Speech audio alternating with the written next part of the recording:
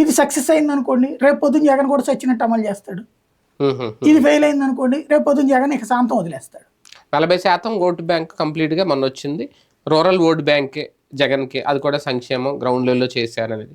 ఇప్పుడు వీటి ద్వారా ఎంతవరకు చిల్లుపడే అవకాశం ఉంటుందా అసలు పట్టించుకోరా దాన్ని? నేను చెప్పాను కదా, రివర్స్ అడిగితే అవ్వచ్చు. రివర్స్ మామూలుగానే అధికారంలో ఉన్నటువంటి వాడికి ఓట్లేస్తే రాబోయే 3 ఏళ్ళు మనకు పని ఉంటది, గ్రామాల పనులు జరగాలంటే అధికారంలో ఉన్నోడికి ఓటు వేయాలని సహజంగా అనుకుంటారు. 70% 80% అటుకే పోతుంది ఆటోమేటిక్. ఇక్కడ లాస్ట్ ట్రిప్ అంతా ఓడిపోకుండా ఉంటే చాలు అనుకోవాలి వీళ్ళు, అంతే. వాళ్ళు దెబ్బతిన్నంతగా దెబ్బతినకుండా ఉంటే చాలు అనుకోవాలి వీళ్ళు, అంత మించి ఏముండదు.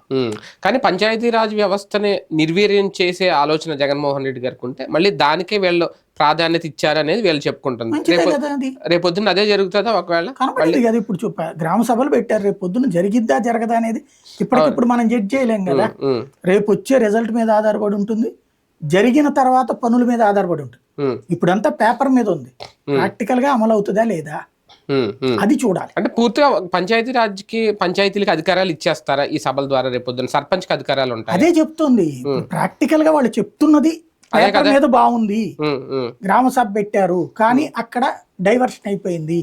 గ్రామ సభలో జరిగింది ఏంటంటే రాష్ట్రంలో ఉన్న అధికార పార్టీ మాట చెల్లుబాటు అయింది కానీ